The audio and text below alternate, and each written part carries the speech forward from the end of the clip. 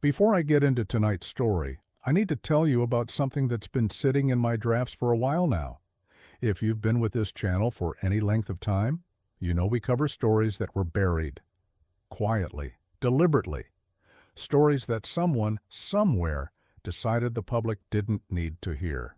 Well, there's a collection we just finished putting together. It's called the Appalachian Dossier. Accounts erased from official American records between 1843 and 1891. Not rumor, not folklore.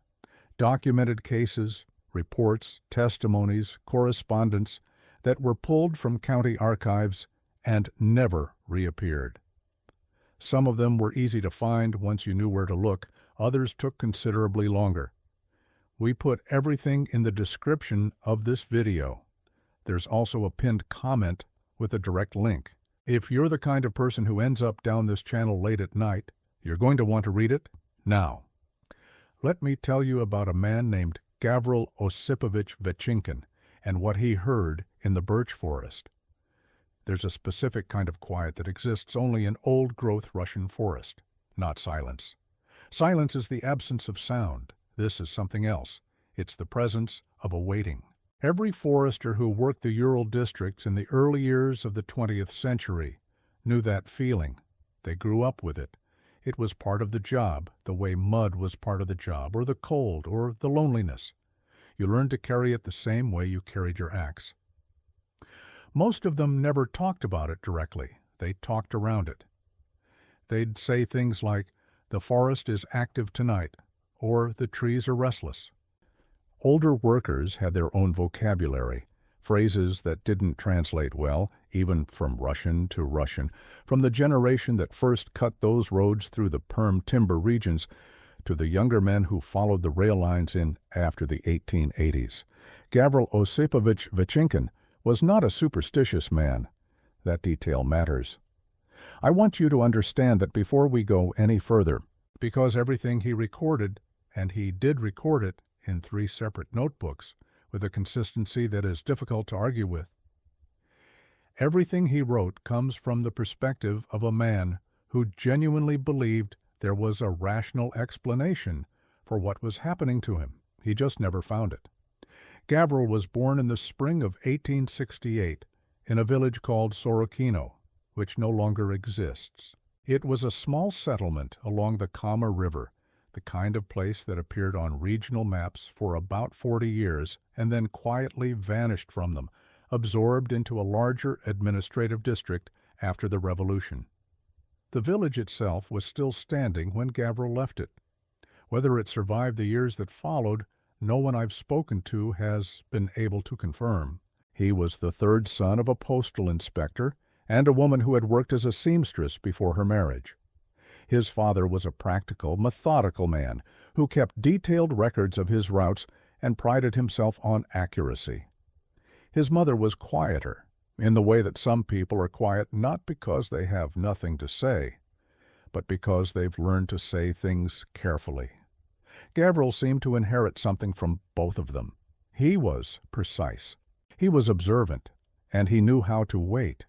He trained as a surveyor in his early 20s, spent several years working for a timber concessionaire in the Kama Basin, and by the time he was 34, he had been appointed senior forester for a large tract of mixed birch and spruce forest in the western foothills of the Urals. The posting came with a small house, a storage shed, and a horse he named Polkan after a dog he'd had as a boy. The horse did not appreciate the name. They got along well enough despite that. The work was methodical. It suited him. He spent his days walking the forest boundaries, recording growth rates, noting encroachments, marking trees for seasonal cutting and replenishment. He filed detailed monthly reports to the district office in Perm. He rarely needed to be told anything twice. His superiors considered him reliable, perhaps a little dry, not the sort of man who caused problems. For 9 years, nothing happened. That's important to note. 9 years of ordinary work, 9 winters, 9 thaws. The same trails walked so many times that his boots found them in the dark without effort, his feet knowing the soft ground near the creek crossing, the way the frost heaved a particular root near the eastern marker, the place where birch gave way to spruce, and the light changed.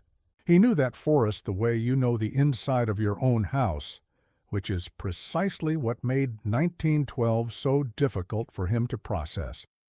And before I go on, you, right now, listening to this, I want to hear where you are. Drop it in the comments, city, country, whatever you're comfortable with. I read them. I read more of them than most people probably expect. And while you're down there, if you enjoy what we do here, if this kind of storytelling is what you come to this channel for, hitting subscribe takes about 2 seconds. We put out new material consistently, and we never rush a story just to fill a schedule. Every account we cover properly. All right. 1912. The summer of 1912 was dry in the Ural foothills, not catastrophically so, but dry enough to be noticeable. The kind of summer where the creek bed showed rock that was usually submerged, where the moss along the northern slopes crunched slightly underfoot instead of yielding, where the birch trees dropped their leaves a week or two early, as if they were conserving something. Gavrilo noted this in his reports. He noted everything. What he did not report, at least not initially, was the sound. He first heard it on a Thursday evening in late August. He couldn't give a precise date in his notebooks, an unusual omission for a man who dated virtually everything, including his grocery lists. He noted only late August, the dry summer, Thursday, and then described what he heard with considerable care. He was walking the northern boundary of his section, which ran along a ridge above a broad swale of mature birch. The light was going, not yet dark, but close to it, the kind of hour where the sky stays pale longer than the ground below. He was moving at a steady pace, heading back toward his house, maybe 3 kilometers out. And from somewhere below him, from the direction of the birch swale, he heard something that he described as a voice, not words. He was careful about that distinction, not a human voice speaking or calling out in any recognizable sense, but a sound that his ear, his involuntary animal ear, the part that doesn't wait for the thinking brain, had categorized immediately as voice. He stopped. He stood still for what he estimated was several minutes. The sound came again, low, drawn out, rising slightly at the end, the way a question rises, the way a call rises when someone is trying to reach you across a distance. He stood where he was and listed everything it could be. Wind in the upper branches, but the air was still. A large bird, but he knew the birds of that forest, and none of them made a sound like that. An elk. There were elk in those hills, and they made sounds in the rut that some people found unsettling the first time they heard them. But August was early for the rut, and the sound wasn't right. Another person, possible, but the section he was in was not accessible to casual travelers, and none of his usual contacts would have been there at that hour. He wrote later that he had stood on that ridge for a long time, listening, and that the sound had not repeated after the second time. He walked home. He did not mention it to anyone. He heard it again 11 days later. Same general area. Same hour. The long, pale dusk of a northern late summer evening. This time he was sitting at the base of a birch tree, eating the bread and salt fish he'd brought for his midday meal, though it was by then early evening. He'd been working slowly that day, his joints stiff from 2 days of rain that had broken the drought. The sound came from his right, from a depression in the hillside where a spring fed a small stand of especially tall birch, trees he'd measured, knew by their spacing and their particular gray-white bark. He'd named one of them in his notes, a habit he had with notable specimens. He'd called this one Starry, meaning old one, though by birch standards it wasn't particularly ancient. The sound rose and fell. He turned his head slowly and looked at the stand of trees. There was nothing visible. But here is what he wrote word for word, and this is the passage that has stayed with me since I first read a translated excerpt. The sound was not alarming in itself. What was alarming was the quality of attention it produced in me, as though something was not calling out, blindly but calling out to a specific point in space, and that point was where I was sitting. I felt and I understood the absurdity of the feeling that whatever was producing that sound knew I was there, not merely sensed me, the way an animal senses a large, warm body nearby, knew me, had perhaps been aware of me for some time. He ate the rest of his bread. He stood up. He walked to the stand of birch and stood among the tall white trunks in the failing light and said out loud in Russian, "I hear you. I don't know what you are." Then he walked home. I want to take a moment here because I know some of you are already forming a theory: animal, wind, auditory trick, stress, isolation. These are all reasonable. Gavrilo was a rational man, and he considered all of them. He had been living alone in that forest posting for 9 years. He was not under unusual stress, as far as we know. He was not ill.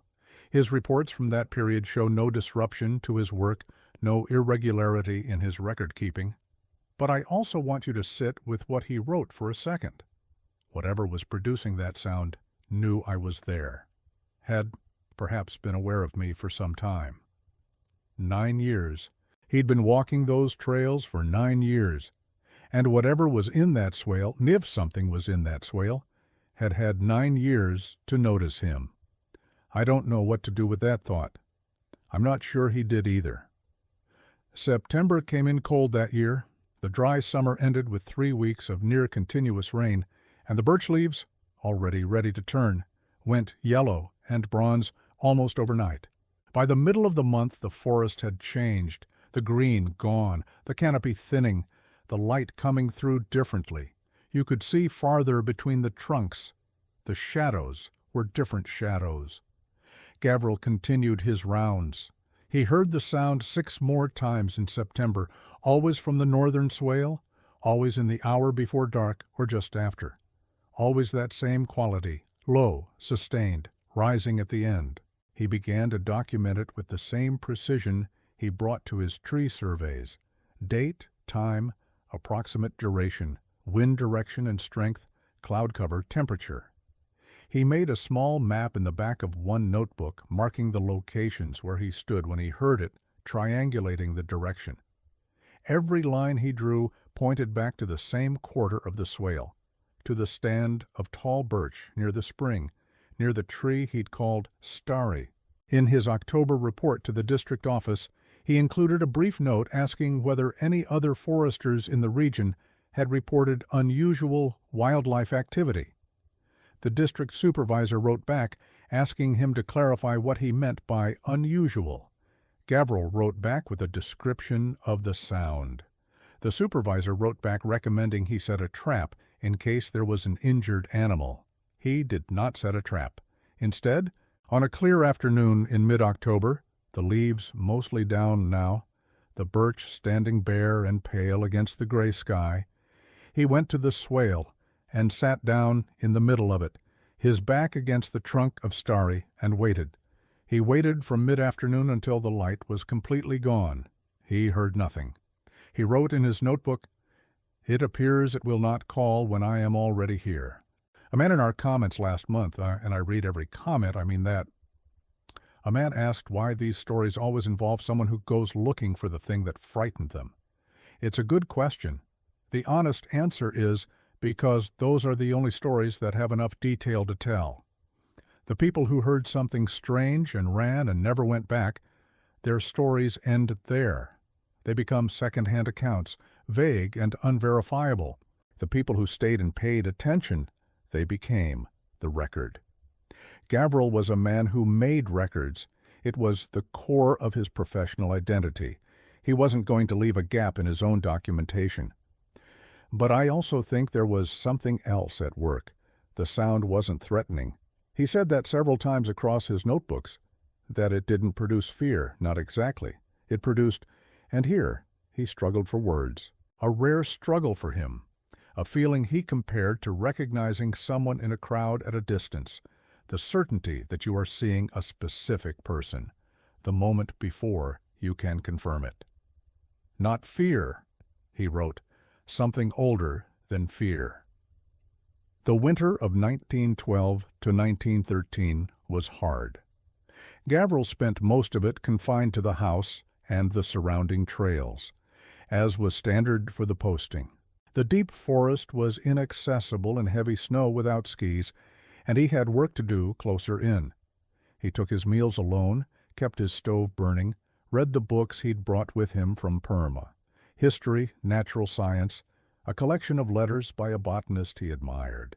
He was not a man given to loneliness, exactly, but in his notebooks from that winter there are small admissions that are unusual for him, passages where his usual precision softens slightly. "I find myself thinking of the North Swale in the evenings," he wrote in January. "This is not remarkable. I think of all sections of my forest with more or less equal frequency. And yet," he didn't finish the sentence, just "and yet." He heard the sound once that winter, a single instance, recorded on a Sunday morning in February when he had skied out to check on a section of fence that had been reported as possibly damaged by fallen timber. The morning was still, the sky white, the birch standing in bare rows against the snow. He was returning along the creek, maybe 200 meters south of where he usually heard the sound. Once. Low and rising. Then nothing. He stood in the snow for a long time. He wrote, "It was different in the winter. The forest carries sound differently when everything is frozen, but the quality was the same, the quality of attention." Then spring came. By spring of 1913, something had shifted. Not in the forest exactly, in him. He'd spent the winter thinking about what he knew, which was a sound that he could not identify, coming from a specific location, appearing to occur more often in the presence of low light, appearing to be aware of him in some way he couldn't fully articulate.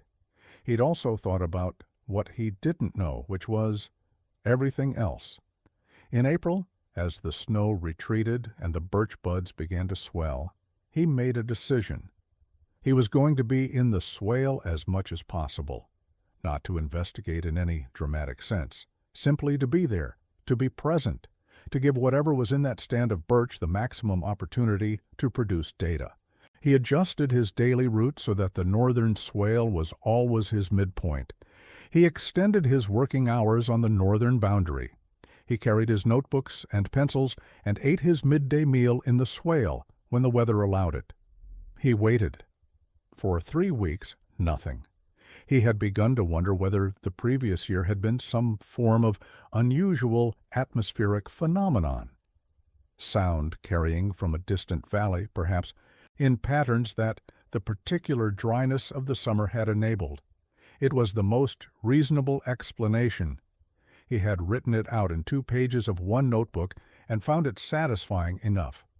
And then, on an evening in early May, the last of the snow still holding in the deep shade of the northern slope, he was sitting against Starry's trunk eating an apple and reading a notation he'd made 2 days earlier. The sound rose from somewhere very close, not from the tree line, not from the distance, from maybe 20 meters, from between 2 birch trunks where he was almost certain in the remaining light there was nothing standing. He did not move. The sound was the same quality, low, sustained, that rising cadence.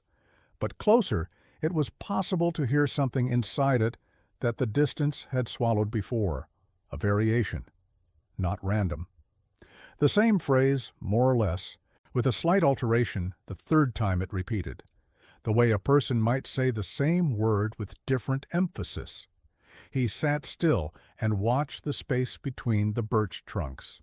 Later he wrote, "There was no shape, no movement, no visual evidence of anything, and yet I had the overwhelming sense that something was standing very close to me in that space I was watching, and that it was watching me with the same quality of attention with which I was watching it." He sat there for a long time after the sound stopped. When he stood up to walk home, he was slow about it. Not nervous. Slow the way you move when you don't want to disturb something.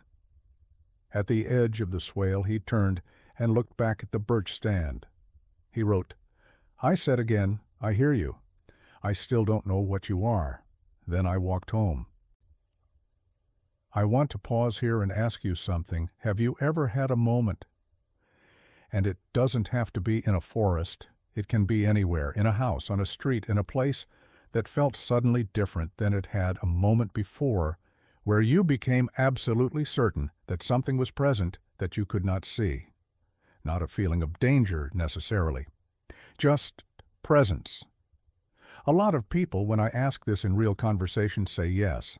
They say yes, and then they look slightly awkward about it because they're reasonable people, and they don't quite know what to do with that experience. I find that interesting. Leave a comment if you've had something like that. I'm genuinely asking. Over the summer of 1913, the encounters, and Gavrilo used that word in his notes, encounters, without apparent irony, became more complex. The sound changed, or rather, Gavrilo's ability to describe it became more nuanced as he paid closer attention. What he had initially characterized as a single type of sound, low, sustained, rising, was actually a range of variations. He identified at least 4 distinct patterns, which he labeled in his notes with letters A, B, C, and D. A was the one he'd heard first, the original, long, sustained, rising at the end. B was shorter, more clipped, 2 or 3 pulses close together. C was the one that had come from close by in May.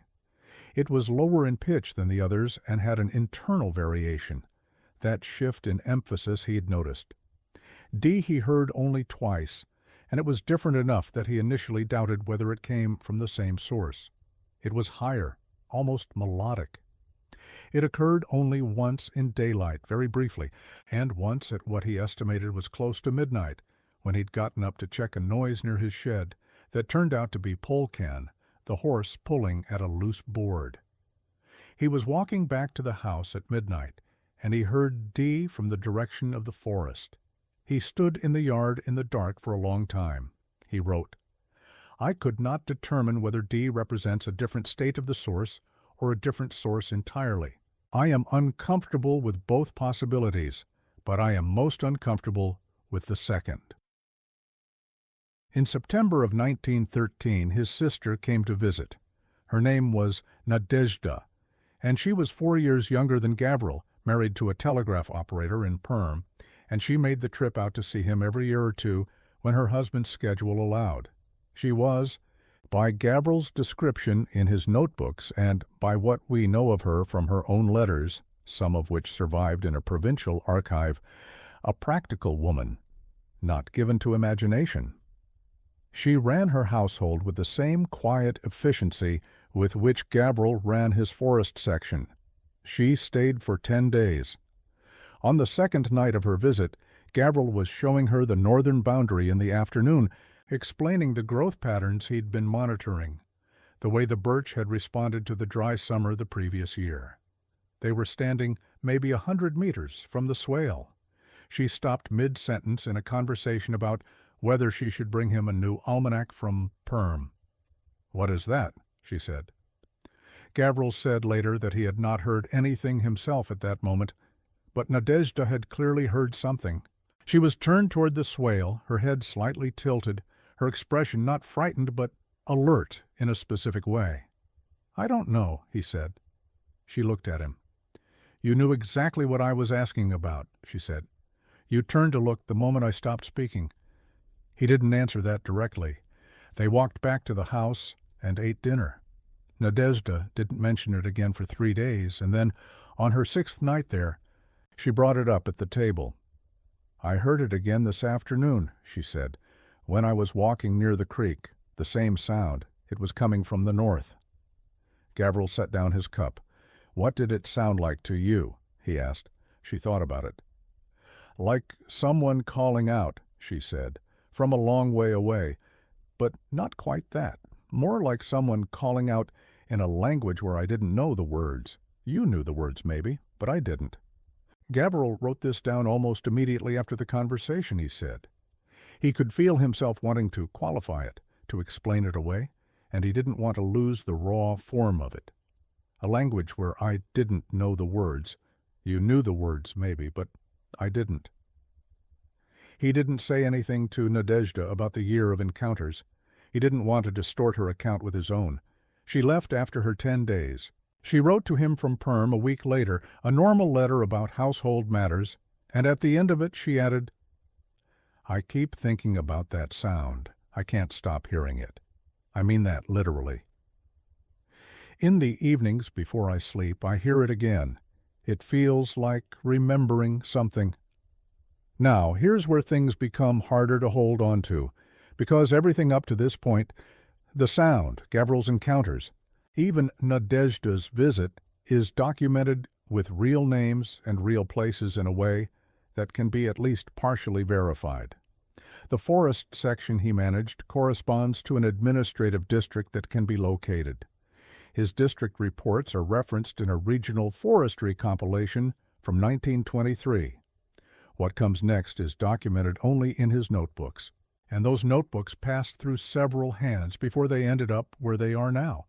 I'll tell you what I know about their provenance when we get to the end, because the end matters, and the provenance matters. But for now, autumn of 1913.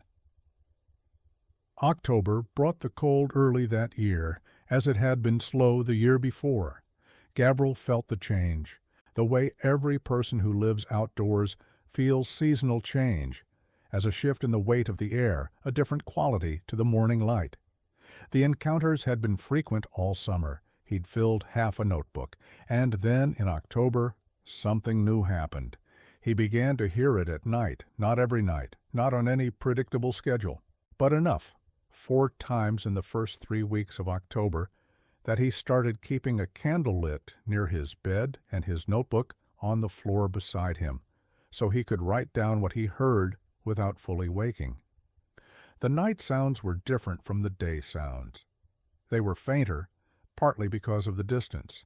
His house was a kilometer from the swale, maybe a little less, but also different in quality. The daytime sounds, even at a distance, had that quality of directed attention he'd described before. The nighttime sounds felt less directed, more like something existing, not something communicating.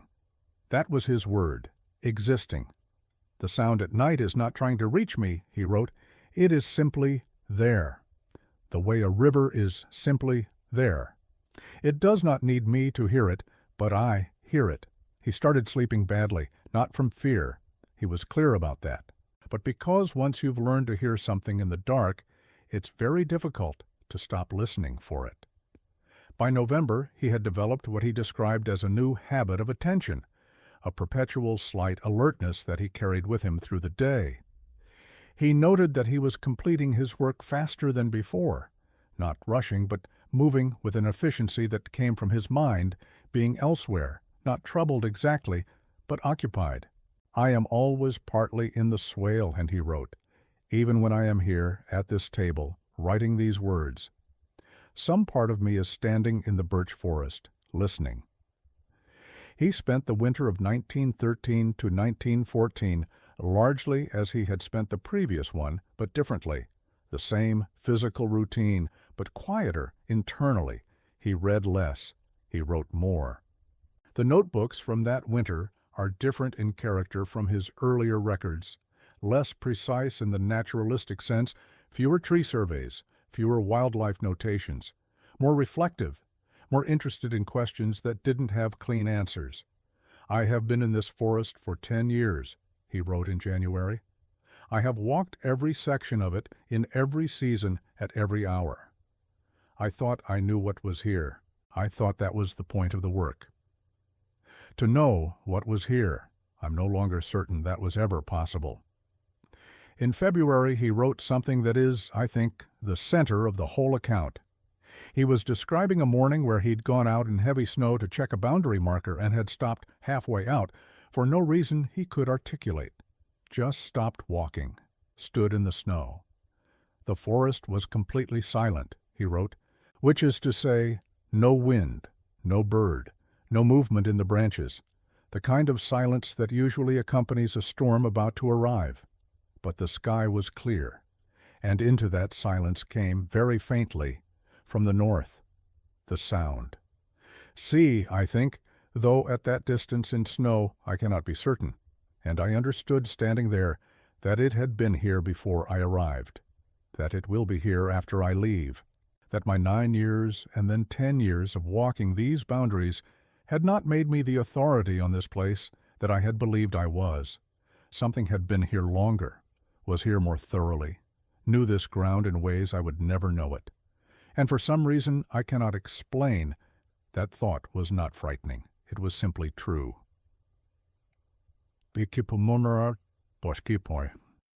Summer of 1914 arrived alongside news that would change almost everything. The war began in August. Gavrilo noted it in his monthly reports with the same brevity he noted weather conditions. He was 46, old enough to be outside immediate conscription, and his position as a state forester carried certain administrative protections. He continued his work. But the district offices grew chaotic. His supervisor was replaced twice in 18 months. Supply chains for his posting became unreliable. He learned to do without things he had previously taken for granted, certain writing materials, certain foods, certain pieces of equipment for his horse. The encounters continued. If anything, they were more frequent in 1914 and 15. He wondered, in one notebook entry, whether his increased isolation, the road into his district becoming less traveled as the war drew men and resources away, was somehow related to the change in frequency, whether the forest felt different with fewer human beings moving through the surrounding territory. "The world outside has become very loud," he wrote. "Perhaps it is simply that I am listening more carefully here." Nadezhda wrote to him less frequently during the war years. Her husband had been moved to a communications post. Her letters, when they came, were careful. She knew they might be read. But in 1915 she mentioned the sound again, briefly, at the end of a letter. "I still hear it sometimes," she wrote, "in the evenings. Is that strange? It's been 2 years. I hear it the way you hear a song you learned a long time ago." He didn't respond to that directly in his letters. But in his notebook he wrote, "Nadezhda still hears it. 2 years later in Perm, with walls around her and a city outside her window. She still hears it." He underlined the word "still." Then he wrote, "I wonder if whatever it is, wherever it is, can hear her." 1916. Gavrilo turned 48 in the spring. He'd been in the forest posting for 14 years. The notebooks from this year are some of the most dense and some of the most difficult to read, not because the handwriting deteriorated. His handwriting remained precise throughout, but because the thinking became more compressed, less narration, more notation, as if he was writing for himself in a way he hadn't been before, shorthand for thoughts he no longer needed to lay out in full. But one entry from July of 1916 is written at full length and with evident care. He had returned, he says, to a practice he'd tried in October of 1912, sitting in the swale and waiting. But this time he'd gone at dusk rather than in the daytime. He'd brought his warmest coat, a small lamp which he did not light, his notebook. He sat against Starry's trunk and waited. The swale in summer dusk was a specific kind of beautiful. He described it briefly, not given to descriptions of beauty, but acknowledging it. The birch trunks pale against the darkening sky, the grass still holding a little light at its tips, the first stars appearing above the canopy. He waited for 2 hours. Then, starting very faintly and building over perhaps 10 minutes, all 4 sounds occurred. A, then B, then C from close by. Very close from a position he estimated at no more than 15 meters. Then a long silence. Then D, the one he'd only heard twice before, the one that was almost melodic. They did not overlap. They occurred in sequence with pauses between them, the way words in a sentence occur with pauses. He sat perfectly still. He wrote, "It was not possible, sitting there, to believe this was accidental or random. I have written before about the quality of attention the sound produces. Sitting in the middle of it, in the dark, close enough that I should, by any measure, have been able to see the source. I want to be honest about what I felt. I felt that I was being addressed, not spoken to in the sense of language. Addressed in the sense of recognized, known, specifically attended to. The way a landscape can attend to you if you are very still in it for a very long time. He sat there until it was fully dark. He wrote one more line before he walked home. I have spent 14 years learning this forest. I think tonight it was informing me that it has spent 14 years learning me. Hold on, I need to ask you something. This is the kind of story that you come back to. You'll be doing something ordinary in a couple of days, and this will come back to you. That's how I know I found something real to tell. If you're not subscribed yet, this is the time. The channel is called Macabre Story. We tell these accounts fully, carefully, without rushing them. If someone else is playing this to you under a different name, and it happens, I won't pretend it doesn't, then they took it without permission. Come find the original. And speaking of originals, before I forget, the Appalachian dossier is in the description of this video. Pinned comment has a direct link. Those are the erased accounts from 1843 to 1891. If you haven't looked at that yet, make sure you do after this. All right. 1917. The revolution came in February and then again in October for Gavrilo Osipovich Vechinkin, living in a forest posting far from the major cities. The revolution arrived primarily as information, letters, newspapers, weeks late, occasional travelers on the road who stopped to water their horses and brought fragments of news that didn't always cohere. He continued his work. The district office stopped responding to his reports in April of 1917. He continued to file them anyway, out of habit, out of professional commitment to a record that he was increasingly uncertain anyone would read. His notes from this period are remarkable in a specific way. The world was undergoing one of the largest upheavals in its history. His notebooks barely mention it, 2 or 3 sentences at most. What they are full of, dense and attentive and precise, is the forest and the sound. 1917 brought a change. In late March, before the full thaw, Gavrilo noticed something in the swale that he had not noted before. A concentration of older birch trees around the spring. He'd always known they were older, he'd measured them, but now, walking slowly through them on a gray morning, he noticed something in the bark. Marks, old marks, not fresh, not carved by a knife or any tool he recognized. Deep grooves in the bark of several trees, spaced and repeated in a way that did not look random. He spent the morning measuring them, sketching them into his notebook. They were not identical. Each tree had a different pattern, but there was a grammar to them, he wrote, a consistency of spacing, of depth, of repetition that suggested intention. He was very careful in how he wrote this up. He did not say they were writing. He did not say they were symbols. He said, marks that suggest intention. And then he described them as exactly and completely as he could. Later he wrote, the marks are old. The lichens have grown into them. They predate my arrival by decades, possibly by much more. Whoever made them, and I am not prepared to assume it was a person, was familiar with these specific trees. The marks are not random. They are placed on trees that are also, I have now confirmed, near the points from which the sound most often seems to originate. He cross-referenced his sound location map with his new sketch of the marked trees. They aligned almost perfectly. He wrote to his sister about the marks. A long letter, more detailed than was perhaps wise to send through a postal system that was, in 1917, becoming increasingly unreliable and occasionally scrutinized by the new authorities. Nadezhda wrote back in June. Her letter was short. I don't know what the marks are, she wrote, but I want to come and see them.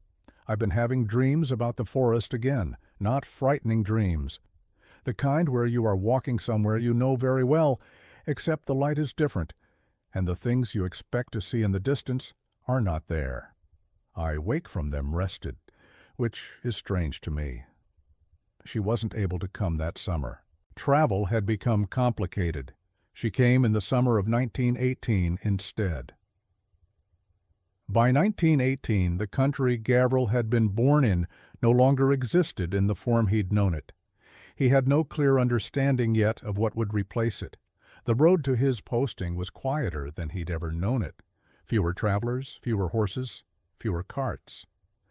The village that had supplied him with certain provisions was undergoing its own disruptions, and he'd become more self-sufficient than before. Nadezhda arrived in July looking, he wrote, thinner than she had been and more alert, the way people look when they've spent a period of time paying careful attention to their circumstances. Her husband was occupied in the city. She had come to see her brother. She had also come, he understood, to see the forest. On the second day of her visit, he took her to the swale. He showed her the marked trees. She walked among them slowly, touching the bark of each one, tracing the grooves with her fingers. She didn't speak for a long time. "How long have these been here?" she said finally. "I can't say," he said. "Decades at least." She stood in the center of the stand of birch near the spring, looking up through the canopy. "I dreamed this," she said, "exactly this. The light coming through the trees at this angle. I was standing here. I'm standing here." Gavril wrote, "I did not know what to say to her.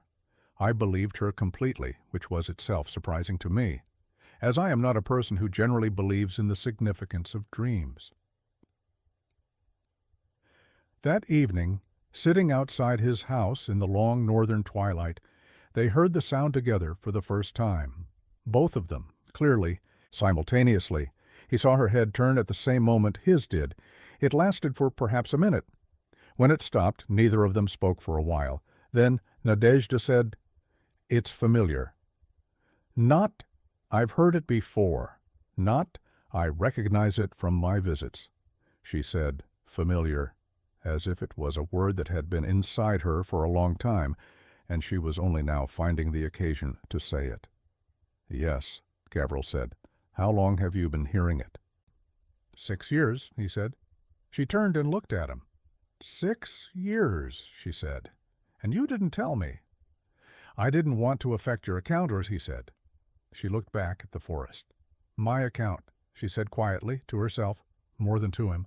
And then, "I've been hearing it for 6 years, too, in Perm, in the city, at night, mostly. I thought it was memory. I thought I was remembering the sound from my visits. But it was too regular for memory. Memory fades. This didn't fade." Gavril wrote, "We sat outside until it was too dark to see each other's faces. Neither of us suggested going in. Neither of us felt the need to speak. I understood that evening that whatever had been calling from the birch forest had reached farther than I knew." Nadezhda stayed for 3 weeks that summer. It was the longest visit she had ever made.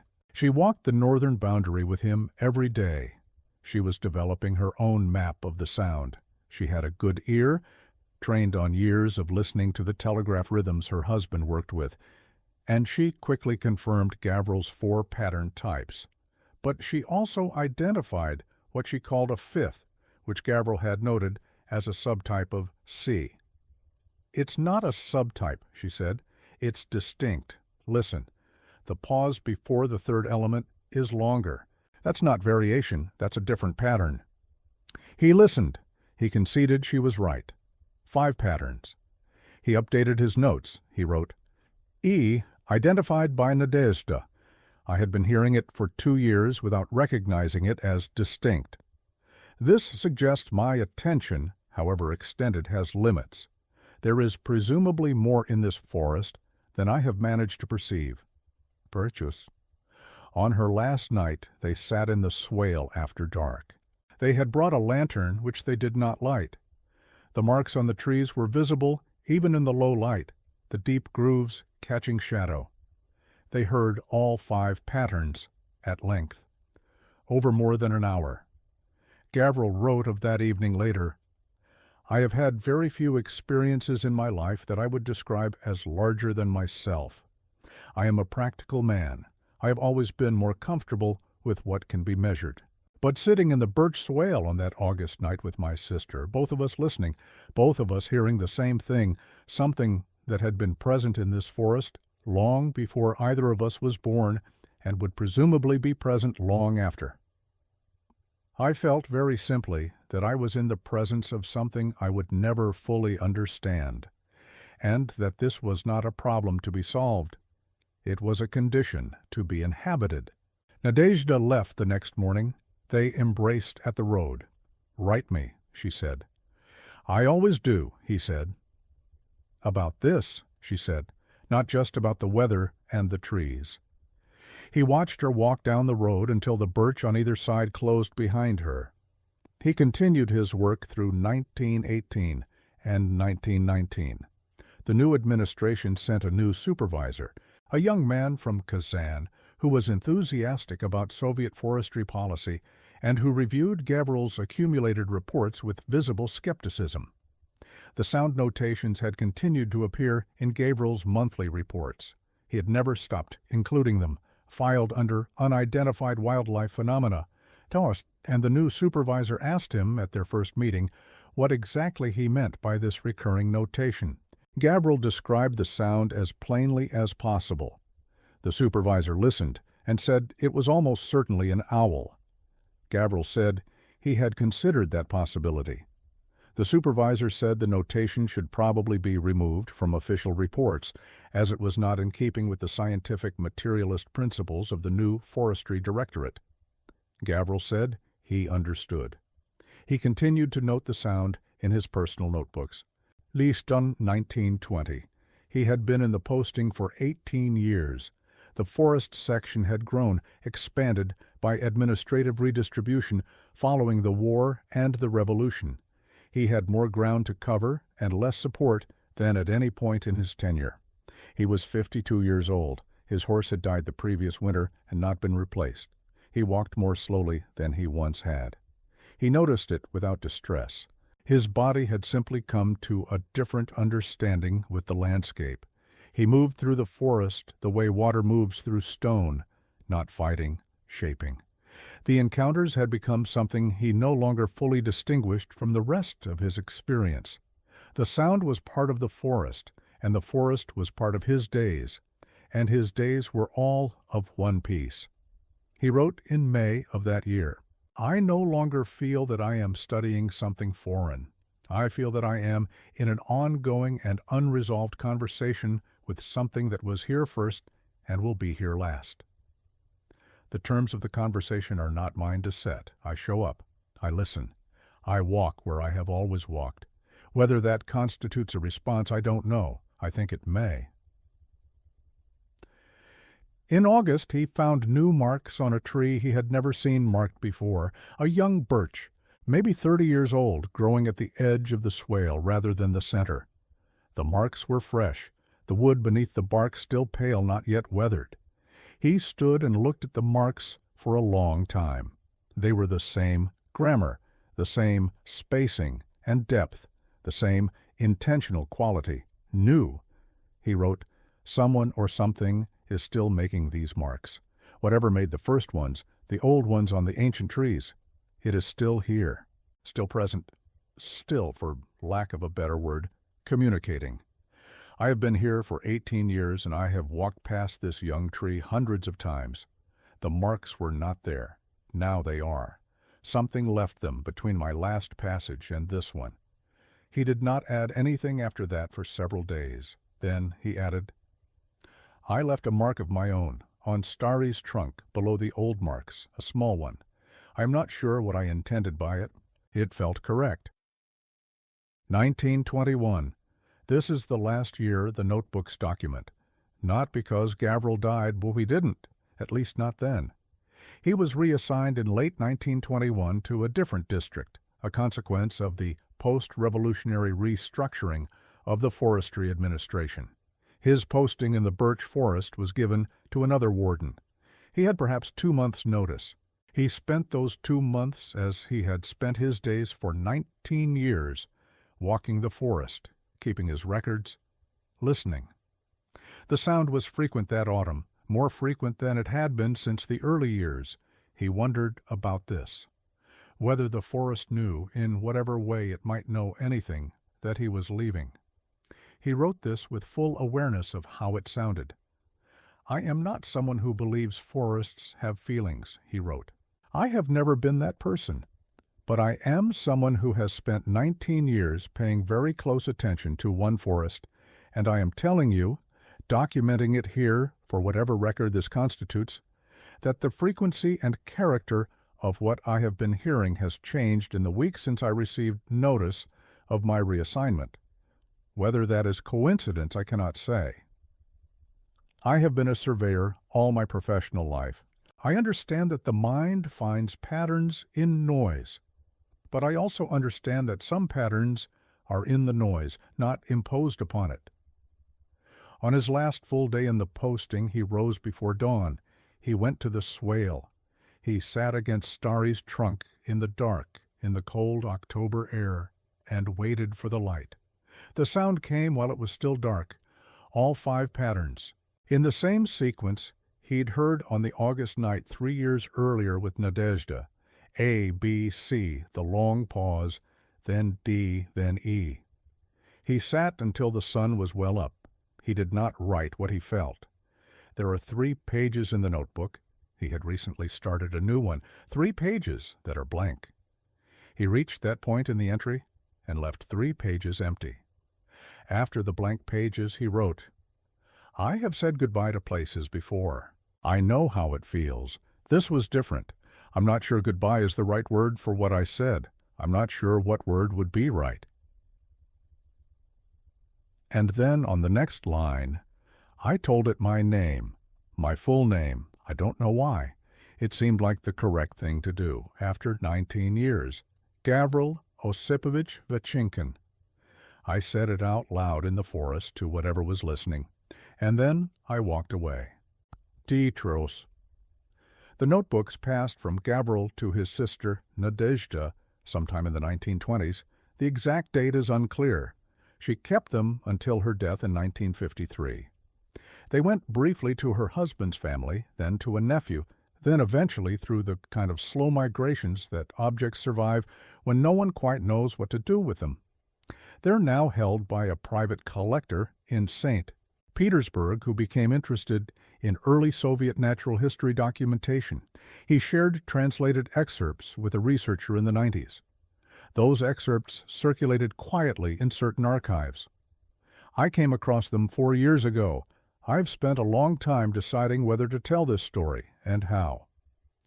I kept coming back to something Gavrilo wrote in 1916, the entry where he described feeling in the swale after dark that the forest had spent 14 years learning him. He was a man who measured things, who kept records, who believed in documentation. He spent 19 years in that forest. He made 17 volumes of notes. He named one tree. He heard something he could not explain, and he did not explain it. He sat with it. He listened. He kept showing up. Whatever was in the birch swale, I don't know what it was. I don't have a theory I'm prepared to defend. There are explanations that make a certain amount of sense, and none of them feel complete. What I keep thinking about is not the sound.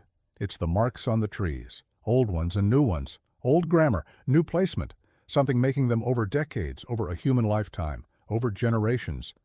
And Gavrilo's small mark, the one he left on Starry's trunk. It felt correct, he wrote. I think about that a lot. So, you've been with us for a while tonight. Thank you for that. Genuinely.